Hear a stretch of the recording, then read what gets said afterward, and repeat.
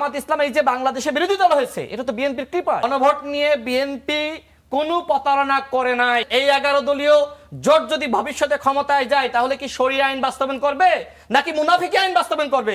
বাংলাদেশের যে আপনার পলিটিক্যাল বাস্তবতা, সেটা হলো যারা অপোজিশনে থাকে তারা একটা সময় না একটা সময় ক্ষমতায় যায়।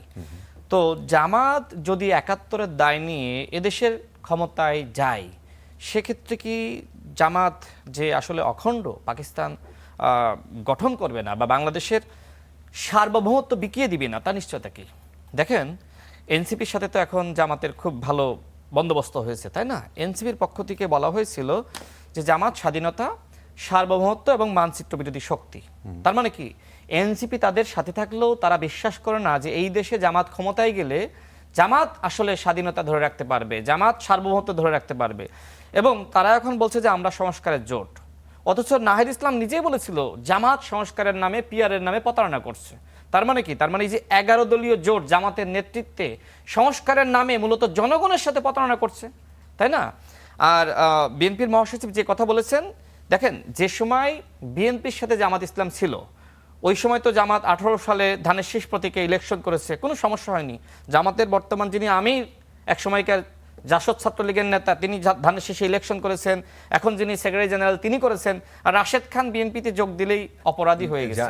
এটা আমি বলবো, ধানের শীষে নির্বাচন করেছেন? হ্যাঁ, 18 সালে করেছে, তো ধানের শীষে ইলেকশন করেছে। এটা তো আপনিও দেখছি জানেন না। 18 সালে ইলেকশন করেছে।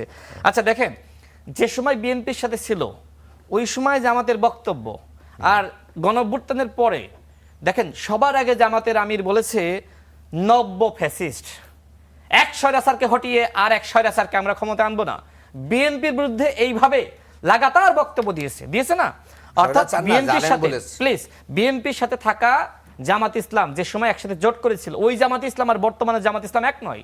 ঠিক একইভাবে বিএনপির সাথে যে সময় জামাত ইসলাম ছিল, সেই জামাত ইসলাম আর 71-এর জামাত ইসলাম এক না। সেই সময় জামাত সেই 71-এর কাছে, 71-এর সেই বিরোধিতার ভূমিকায়, দেশ বিরোধীর ভূমিকায় আবার চলে গেছে। এখন প্রতিনিয়ত 3 দিনে ফেলিয়ে দিবে, তারা 16 দিনে ফেলিয়ে দিবে। আমি নাকি রাজনৈতিকভাবে শিশু, আমার রাজনীতি করা উচিত না, ভাই বললেন। অথচ জামাত ইসলাম এত বিপ্লবী দল, এত বড় বড় বিপ্লবী, একজন বিপ্লবী গিয়ে ওই যে জামাতের কার্যালয়ে যে তালা ঝুলছিল বছরের পর বছর, ওটাকে খুলতে যায়নি। এখন আবার সেক্রেটারি জেনারেল বলছে যে আমরা যে বিএনপির সাথে ছিলাম এই জন্য বিএনপির উচিত ক্ষমা চাওয়া। দেখেন, এই বাংলাদেশে তো জামাত ইসলাম রাজনীতি করতেই পারতো না যদি না শহীদ প্রেসিডেন্ট জিয়াউর রহমান জামাত ইসলামকে সুযোগ দিত। এই বাংলাদেশে তো জামাত ইসলাম এই যে বাংলাদেশে বিরোধী দল হয়েছে, এটা তো বিএনপির কৃপায়।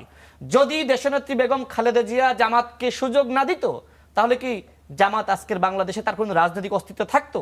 বিএনপির প্রতি জামাতের কৃতজ্ঞতা প্রদর্শন করা উচিত, কিন্তু জামাতের রাজনীতি তো মুনাফিকের রাজনীতি, সুতরাং মুনাফিকি তো করবেই। বিএনপির খেয়ে, বিএনপির পরে, বিএনপির প্রতীকে ইলেকশন করে আজকে বিএনপি হয়ে গেছে স্বৈরাচার, বিএনপি হয়ে গেছে ফ্যাসিস্ট। আর যারা 86 নির্বাচনে সেই আরশেদের অধীনে গেল তারা এখন দেশপ্রেমিক। যারা ফখরুদ্দিন, মঈনুদ্দিনের সাথে হাত মিলিয়ে দুই পরিবারের রাজনীতি যারা ধ্বংস করতে চাইলো, নিষিদ্ধ করতে চাইলো, তারা হয়ে গেছে দেশপ্রেমিক। যারা বাংলাদেশে এই দেশের স্বাধীনতা চায়নি, এই দেশের সার্বভৌমত্ব চায়নি, তারা আজকে হয়ে গেছে দেশপ্রেমিক। আর রাশেদ খান হয়ে গেছে নব্য বিএনপি, না, রাশেদ খান হয়ে গেছে ফ্যাসিস্টের দোসর। দেখেন ভাই, আরো যে কথা বললেন গণভোট নিয়ে বিএনপি কোনো প্রতারণা করে নাই, বরং মিথ্যাচার করে মানুষকে বিভ্রান্ত করে জামাত ইসলাম এবং এনসিপি গণভোট নিয়ে প্রতারণা করছে। ঐক্যমত কমিশনে আমিও ছিলাম, সেখানে কি আলোচনা হয়েছে আমি জানি। সেখানে যতগুলো অধ্যাদেশ দেখেন যেগুলো পাশ হয়েছে আর যেগুলো বিএনপি বলছে আমরা পর্যালোচনা করব, এগুলো নিয়ে বিএনপি সেখানে নোট অফ ডিসেন্ট দিয়েছিল। নিশ্চয়ই আপনার খেয়াল থাকবে যে সময় আমরা জুলাই জাতীয় সনদে স্বাক্ষর করলাম, সেই স্বাক্ষরিত জুলাই জাতীয় সনদে কিন্তু অনেকগুলো নোট অফ ডিসেন্ট ছিল। কিন্তু যে সময় জুলাই জাতীয় সনদ বাস্তবায়ন আদেশ জারি করা হলো, সেই সময় নোট অফ ডিসেন্ট জামাত এবং এনসিপির চাপে ডক্টর মোহাম্মদ ইউনূস হাইজ্যাক করে ফেললো। তাহলে প্রতারণা কে করলো? ডক্টর মোহাম্মদ ইউনূস, জামাত এবং এনসিপিকে সাথে নিয়ে। এরপরে দেখেন 4টা প্রশ্ন, একটা উত্তর। মানে আপনাকে এমন ভাবে বন্দী করে রাখা হয়েছে যে আপনি এখানে স্বাক্ষর না করলে ওই বন্দিশালা থেকে বের হতে পারবেন না, তাই না? এটা কি প্রতারণা? আপনি নির্বাচন দিতে চাননি, এবং এর প্রমাণ হলো আসিফ মাহমুদ সজীব ভুইয়া নিজে, সে বলেছে যে ডিপ স্টেট আমাদেরকে বলেছিল যে আমরা যাতে শেখ হাসিনার যতদিন মেয়াদ এতদিন আমরা ক্ষমতায় থাকি। সার্জিস আলম কি বলেছিল? আমরা ডক্টর মোহাম্মদ ইউনূসকে 5 বছর ক্ষমতায় দেখতে চাই। ডক্টর মোহাম্মদ ইউনূস দেশের বাইরে গিয়ে কি বলেছিল? বাংলাদেশে একটি দল ছাড়া কেউ নির্বাচন চায় না। পল্টন না তো ভাই, শেষ করি। বলেন, জি। না, আপনি তো বললেন আমি রাজনৈতিকভাবে শিশু, শোনা যাচ্ছে একটু তো। পল্টনের বক্তব্য একটু না, শোনেন না। সে যে রাজনৈতিকভাবে ম্যাচিউরড। আচ্ছা আচ্ছা ঠিক আছে। না আমি তো রাজনৈতিকভাবে শিশু, একটু শিশুর ঠিক আছে। বক্তব্য শোনেন। হ্যাঁ, না, ঠিক আপনি তো আছে। অনেক ম্যাচিউরড, একটু ধৈর্য ধরে প্লিজ শোনেন।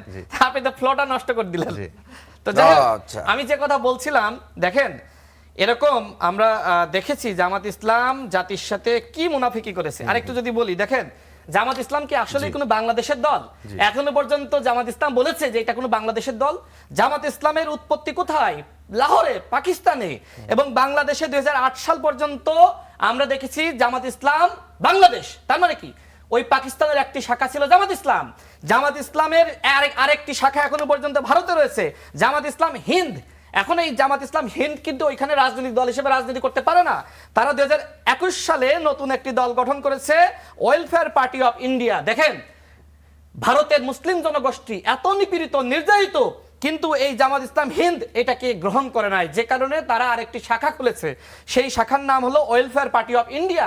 এখন জামাত ইসলাম যেহেতু একটা আন্তর্জাতিক সংগঠন, তাই না, এবং জামাত ইসলামের যে রাজনৈতিক কার্যক্রম দেখেন সেটা দাতব্য প্রতিষ্ঠানের মতন, সুতরাং আমি জামাত ইসলামকে বলবো যেহেতু এটা পাকিস্তানের একটা সংগঠন, আপনাদের অনেক জনশক্তি রয়েছে বাংলাদেশে, আপনারা জামাত ইসলাম এই 71-এর দায় নিয়ে কেন করবেন? নতুন একটা দল গঠন করেন, তাই না?